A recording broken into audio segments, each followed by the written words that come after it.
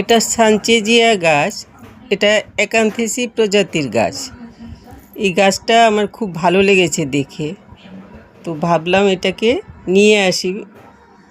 নার্সারিতে ঝোপঝোপ মতো হয়েছিল, দেখে খুব ভালো লেগেছে।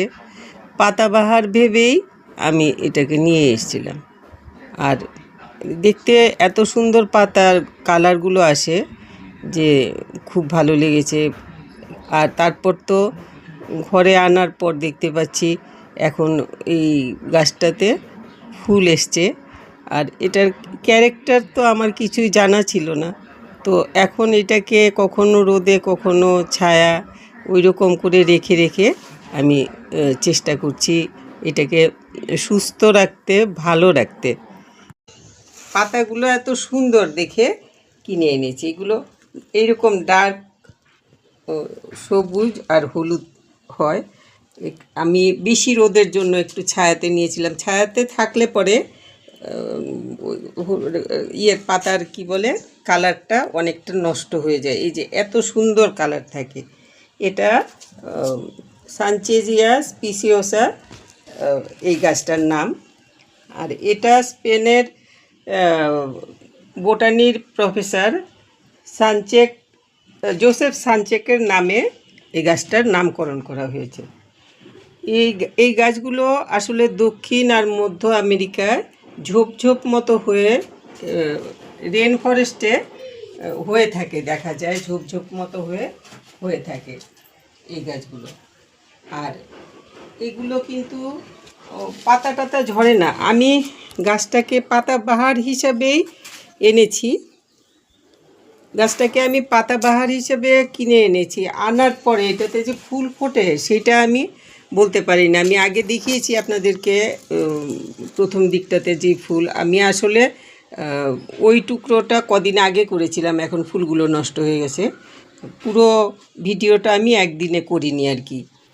ফার্স্ট টুকরোটা একদিন করেছি আর আজকে আবার করছি, কেন আমার একটু ডিস্টার্ব ছিল, আমি করতে পারিনি পুরোটা ভিডিও। তো এই গাছগুলো আমি পাতাবাহার হিসাবে এনেছিলাম, কিন্তু তারপর দেখি এরকম সুন্দর ফুলটা আরও অনেক সুন্দর। রং টং নষ্ট হয়ে গেছে এখন, আর এটাও হয়ে গেছে। আরও ফুল আসবে, কারণ এটা এই বসন্তের শুরুর থেকে, মানে স্প্রিংয়ের শুরুর মাঝামাঝির থেকে, বসন্তের শুরু না মাঝামাঝির থেকে ফুল ফুটতে শুরু করে। আমার তাই হয়েছে। তো গাছগুলোকে আমি বেশি রোদে রেখে দেখেছি কালার ফেড হয়ে যায়, গাছ একদম ঝিমিয়ে যায়। আবার ছায়াতে রাখলে পরে এই যে এত সুন্দর কালার পাতার, এগুলো নষ্ট হয়ে যায়। কদিন আজকে মাত্র ছায়াতে এই যে পাতার কালারগুলো নষ্ট হয়ে যাচ্ছে, সবুজ হয়ে যায়। বেশিরভাগ পাতার রঙটা সবুজ হয়ে যায়। যেই জায়গাতে রোদ লাগে সেই জায়গাতে এই ডালটাতে রোদ লাগছিল, এইটার কালার অনেক ভালো আছে। এই যে আরও সুন্দর, খুব বেশি সুন্দর হয়, উজ্জ্বল কালারটা আসে। যে সবুজটাও একটা হলদে ঘেঁষা সবুজ। এই গাছগুলো আসলে চিরহরিত বৃক্ষ, যে এরকম আর কি, পাতা ঝরে যায় না। এগুলো 6 থেকে 8 ফুট পর্যন্ত লম্বা হতে পারে। তবে আধা শেডেড জায়গাতে রাখলে ভালো। কিছুটা রোদ লাগে, কিছুটা ছায়া পড়ে, এরকম দুপুর পর্যন্ত রোদ লাগলো, বিকেলটা ছায়া পড়লো, এরকম জায়গাতে রাখলে পরে ভালো হবে এই গাছগুলো। আমার গাছটা তে আমি তাই দেখছি। আমি আর এই গাছটা আর অন্য কারো কাছে দেখিনি। তো এই গাছটা একটুখানি দেখলাম, আমি তো আর কারো কাছে দেখিনি এই গাছগুলো। তো আমি গাছটা কিভাবে ভালো থাকে, কিভাবে গাছটা ভালো থাকে না, ওই দেখে দেখে দুদিন এইরকমভাবে, দুদিন সেরকমভাবে করে রেখে রেখে গাছটাকে আমি এতটুকু বড় করেছি আর কি। এটা অনেক ছোট ছিল গাছটা, তো এত সুন্দর লেগেছে, পাতাবাহার গাছের মতো, টাইপ অফ পাতাবাহারই বলতে লাগবে এটাকে। এরকম দেখেই এনেছি। আনার পরে এখন যখনই এই বসন্তকাল এসছে, তার তখন দেখি এখানে স্টিক বেরিয়েছে, বেরিয়ে ফুল এসছে। তো ফুলগুলো সুন্দর, এটাতে যে এত ভালো ফুল ফুটবে, ফুল যে খুব বেশি সুন্দর তা না, অনেকটা ওই যে কি ট্রাম্পেট ভিন যে এইসব টাইপের সরু সরু মতো হয় আর কি। ট্রাম্পেট ভিনটা তো অনেক মোটা হয়, এগুলি সরু সরু হয়। যাই হোক, সুন্দর ফুলগুলো, বেশ সুন্দর। আর তবে আমি ফুল ফোটার পরে আমি চেষ্টা করব এখানে কেটে এটাকে ঝোপ মতো বানিয়ে ফেলবো, আর এখান থেকে আরেকটা চারা বের করব, ও চারা কাটিংয়ের চারা তৈরি করব। আর মাটির কথা বলি, এখন মাটিটা আমি এটাতে এইটাতে আমি শুধুমাত্র গোবর সার দিয়ে গাছটা আমি বসিয়েছি, আর কিচ্ছু দেইনি। শুধুমাত্র গার্ডেন সয়েল দিয়েছি 3 ভাগ, 1 ভাগ দিয়েছি গোবর সার, পুরনো গোবর সার। তবে গাছটা দেখলাম যে একটু যদি টবের মাটিটা শুকিয়ে যায় তাহলে কিন্তু গাছ ঝিমিয়ে যায়। তাহলে সব সময় জলটা যাতে জমে না থাকে, কিন্তু মাটিটা যাতে টবের মাটিটা যাতে ভেজা থাকে, ওই দিকে নিশ্চয়ই লক্ষ্য রাখবেন। তো এই গাছগুলো আপনারা লাগাতে পারেন, খুব সুন্দর। আমার গাছটা প্রথম পার্টটাতে নিশ্চয়ই আরও ভালো এসছে, কারণ তখন ফুল এসছিল, তখন আমি ওই রকম জায়গাতে রেখেছিলাম যে আধা রোদ আধা ছায়াতে। আর এখন রোদের তাপটা খুব বেশি হয়ে যাওয়াতে আমি পুরো ছায়াতে রেখে দিয়েছি, তাতে পাতাগুলোর কালার অনেকটা খারাপ হয়ে গেছে। বেশি রোদে কালার, এই পাতার রঙটা একদম রং চটা মতো হয়ে যায়, আবার কম রোদে এই কালার থাকে না, পুরো সবুজটাই বেশি হয়ে যায়। সেই জন্য ওই রকমভাবে রাখবেন যাতে বেলা 12টা পর্যন্ত অন্তত পক্ষে রোদ পায়, তারপর যেন ছায়া পায়, ওই রকমভাবে রাখবেন। আর জলটা এমনভাবে দেবেন যাতে জলটা টবে দিলাম, দেওয়ার পরে তলা দিয়ে বেরিয়ে যায়, কিন্তু মাটিটা একটু ভিজা থাকে, নইলে পরে একদিনেই গাছ পুরো ঝিমিয়ে যায়। তো এইভাবে করতে পারেন। আরেকটা জিনিস হলো, এগুলোতে একটুখানি মিলিবাগের অ্যাটাকটা বেশি হয়। অন্য পাতাবাহার গাছ আমাদের যেগুলো আছে ওইগুলোতে যেমন মিলিবাগের এতটা উৎপাত হয় না, কিন্তু এই গাছগুলোতে মিলিবাগের উৎপাত খুব বেশি হয়।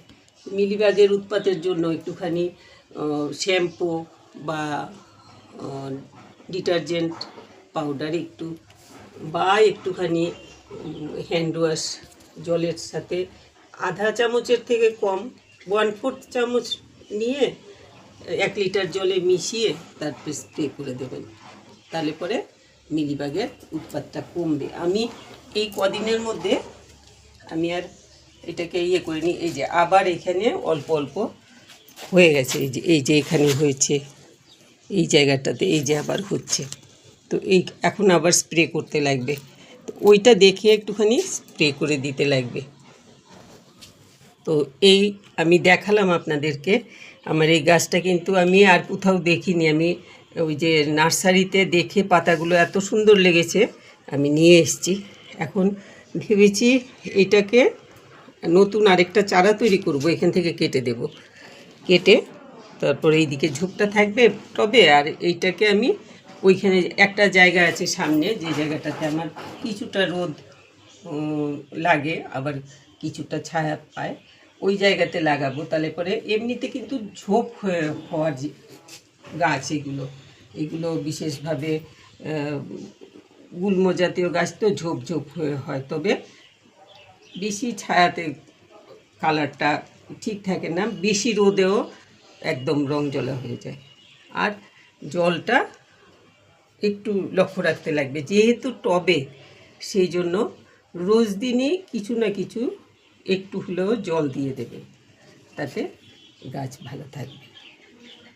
তো এই ছিল আজকে। আর বলছিলাম যে খাবার দেওয়ার মধ্যে আমি শুধুমাত্র গোবর সার দিয়েছি, আপনারা ইচ্ছে করলে ভার্মি কম্পোস্ট বা কিচেন কম্পোস্ট হোমমেড কম্পোস্ট সার যেগুলো আমরা ইউজ করি ওই রকম কিছু একটা কম্পোস্ট গার্ডেন সয়েলের সাথে 1/4 মিশিয়ে লাগিয়ে দেবেন, তাতেই কিন্তু গাছটা খুব ভালোভাবে সুন্দরভাবে হয়। আমার এটা তো এরকম একটা ছিল, এটার থেকে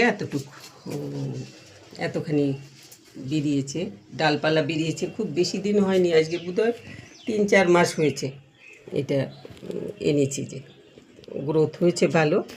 তো এইরকমভাবে আপনারা এটা করতে পারেন। এটা কিন্তু যে কোনো জায়গায় রাখতে পারবেন, যেই জায়গাতে বেলকনি বা বারান্দা, করিডোর, যে কোনো জায়গাতে একটুখানি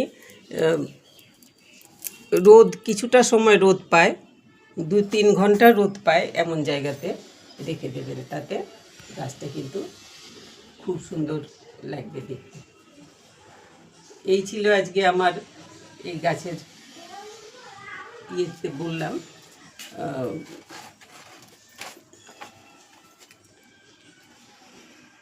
এই ছিল সানচেজিয়ার ওপরে বললাম। আমি যেহেতু লাগিয়েছি, আমি চাই আমার যারা ছাদ বাগানি বন্ধুরা আছেন আপনারাও লাগান। খুব সুন্দর গাছ, কিন্তু খুব ভালো লাগবে লাগালে। আর এতটা তো মাটিতে এত কিছু আমি দেইনি, যদি আরও কিছু সারটা দিতে হয়। ও আমি যে বলছিলাম যে মাটির কথাও একটু, যা হোক কম্পোস্ট একটা কিছু দেবেন, আর সাথে যদি আপনাদের কাছে ওই রকম নিম পাতার গুঁড়ো টুড়ো না থাকে, তাহলে পরে একটু নিম খৈল দিয়ে দেবেন, যাতে মাটিটাতে পোকামাকড়ের উৎপাত কম হয়। তো আমি বলছিলাম যে আমি চাই আমার ছাদ বাগানের যারা ভাই বোন বন্ধু যারা আছেন, আপনাদেরও এরকম একটা সুন্দর গাছ হোক ছাদে। তো সবাই খুব ভালো থাকবেন, সানচেজিয়া লাগান, ভাল লাগবে। আমি তো এটাতে পাতার সৌন্দর্য দেখে এনেছি, পাতার সৌন্দর্য দেখে এনে আমার লাভ হয়ে গেছে। গাছে কিন্তু খুব সুন্দর ফুলের স্টিক এসেছিল, ফুল ফুটেছে। আমি ওই প্রথম পার্টটাতে আপনারা দেখেছেন নিশ্চয়ই। আজকে এতটুকুই বললাম। খুব ভালো থাকবেন সবাই।